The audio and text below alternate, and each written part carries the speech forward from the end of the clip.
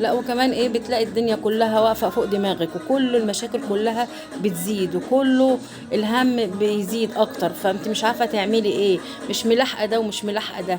فانت اعصابك هديها شوية، فعشان تعرفي تفكري وتعرفي تحلي المشاكل. في مشاكل مع اهلك، مشاكل مع جوزك، مشاكل مع اولادك، مشاكل مع الحياة، مشاكل في المصاريف، كله جاي ورا بعضه، بتلاقي كله ده فحمل عليكي. فانت الراجل المفروض بقى يقدر الحكايه ديت، الراجل المفروض يشيل الهم شويه، ما ينكدش على مراته بقى.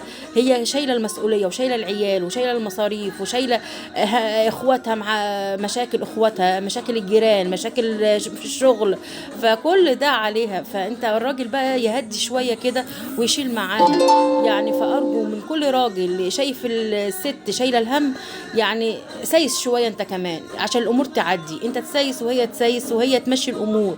وبرضك شيل معاها الهم شويه، شيل معاها الولاد مسؤوليه كبيره، حملهم كبير. انت برضك تابع معاهم، شوف مش انت شغلتك بس تدفع فلوس وخلاص وتديها الفلوس، وهي بقى شايله كله، فالحمل كتير عليها. فانت برضك تبقى معاها، برضك شايف برضك العيال بيعملوا ايه، تابعهم برضو، تبقى انت معاهم في الصوره، برضك شايف في ايه. واي حاجه برضك هي مش قادره عليها، انت معاها تحللها مشاكلها، برضك تقف جنبها، ساندها وساعدها. هي محتاجاك في تقف معاها في الايام ديت، عشان تقف معاك في ظروفك، هتقف برضك انت في الظروف ديت، هي تقف معاك برضك. لازم نقف جنب بعضينا، لازم نقدر بعضينا، لازم نخاف على بعض. المسؤوليه يا جماعه، الحمل لازم نشيله احنا الاتنين، لازم الاتنين تشيلوه سوا مع بعضيكم. مش هي ترمي الحمل على الراجل وهو يرمي الحمل على الست.